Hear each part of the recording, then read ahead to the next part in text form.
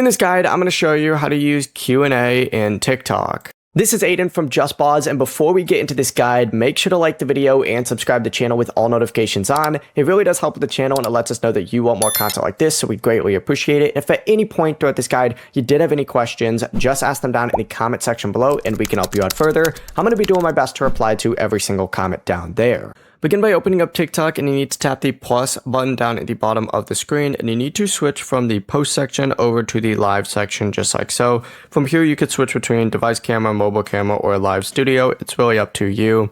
But once you're on whatever, version of live you want to do, you need to open up your settings, and once you open up your settings, go ahead and just scroll down on here until you see Q&A. You may see this multi-guest option here. You need to go ahead and make sure that you do have multi-guest turned on. It doesn't have to be a panel, but of course you can do full screen. You could also select interact and go to playbook to open up this exact same option, then select multi-guest and find Q&A on here. The process is that simple.